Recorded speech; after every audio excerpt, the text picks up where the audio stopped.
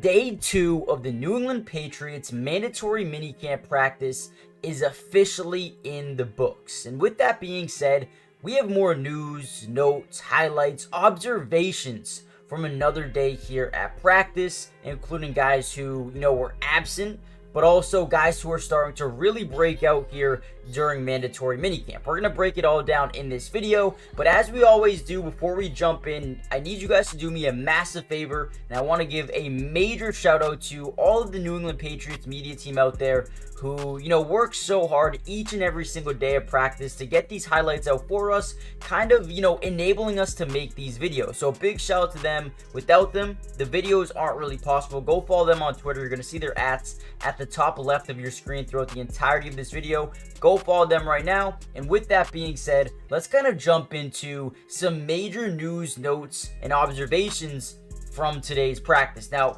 the major thing about today was it was the Tom Brady retirement day. Obviously, that's going to be later on tonight. But the vibe, the aura around practice was, you could kind of feel that, right? But also, there were so many different Patriots players in and out of the building, coming to practice, showing up, watching Julian Edelman yesterday, today, Deion Branch and Matthew Slater, and there's just so many veterans in and out of the building, which is something that we haven't really seen too much of before.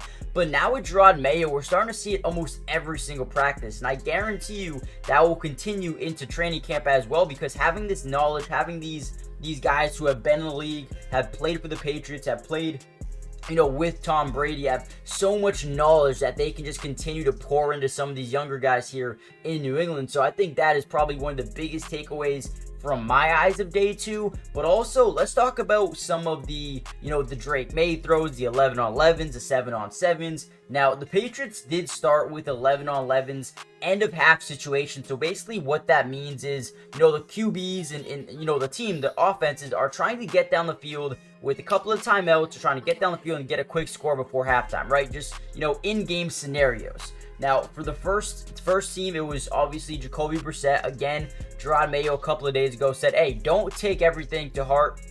Just because Jacoby Brissett's taking first-team reps doesn't mean he is our day 1 starter, right? So Drake Maye, Joe Milton, Bailey Zappi all have equal shots to come out here and make a name for themselves. But Brissett connected a couple of times with KJ Osborne, twice versus, I believe, Alex Austin.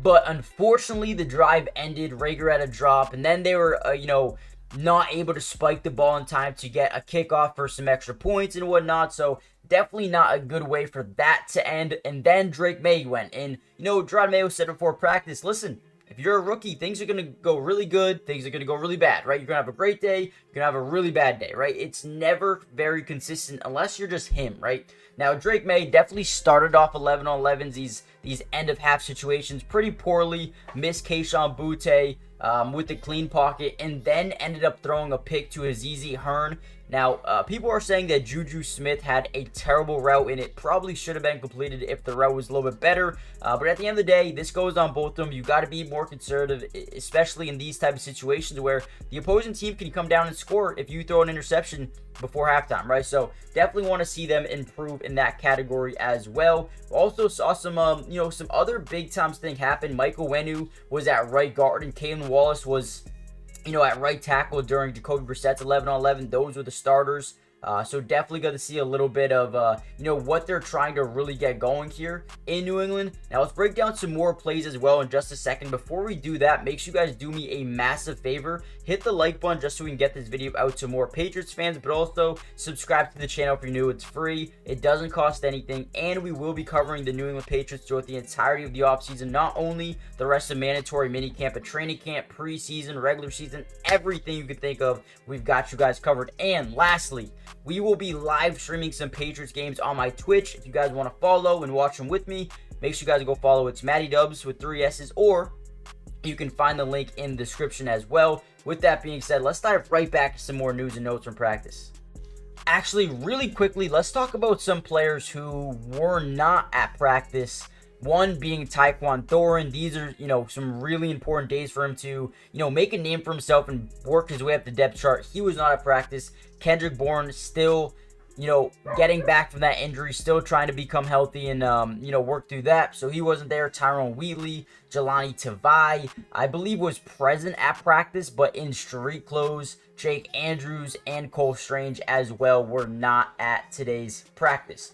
Now, in terms of people who are starting to look really good, Marco Wilson is one of those guys in the DB room that is starting to make some big time plays. Today had a really big time PBU against Kwan Baker in the back of the end zone. Jumped up, looked like he climbed the ladder and just absolutely swatted that thing down. So Marco Wilson, definitely someone who stood out today. We had another injury issue. I believe Tristan Hill, a defensive tackle, on a play where he was trying to get into the backfield for a sack on Jacoby Brissett. Obviously, there's no contact, so he's not actually hitting Jacoby Brissett. Keep that in mind. But as he went down, he fell to the ground for a second. And it looked like Jacoby Brissett may have stepped on his hand. Not really too sure about that. Went with the trainers, and we'll see if he can, be back sooner rather than later. Other than that, I feel like the defense won the majority of practice today, especially in 11-on-11s. Outside of maybe Kayshon Boutte and Jalen Polk, the defense looked nasty, right? Brissett did throw a pass to Jalen Polk in the back of the end zone for a touchdown. I believe Kayshon Boutte had another nice little completion in the back of the end zone with Austin as in coverage as well. So Kayshon Boutte, Jalen Polk from Brissett, those are the two highlights from 11-on-11s in or for the offense.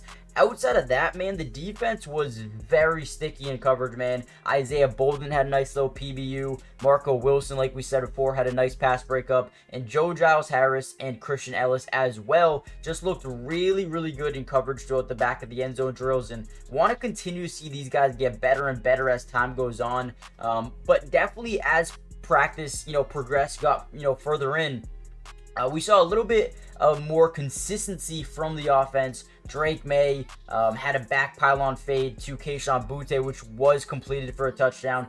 That was nice, and pretty much Kayshon Boutte was the standout, right? Maye hit Boutte 3 straight times for touchdowns, and that fadeaway was probably the most impactful, the biggest one that stood out to me. So listen, if we had a takeaway from today's practice, Drake Maye and Kayshon Boutte and Jalen Polk, those guys looked absolutely phenomenal, and definitely wanted to see this from Boutte, man, because obviously with this depth chart right now, you have Polk, you have Demario Douglas, you have Kendrick Bourne, you have Javon Baker, KJ Osborne, but from there, man, who else is going to make the team? Juju Smith, Tyquan Thorne, Jalen Reagor, who knows? But this was a massive day for Kayshon Boutte.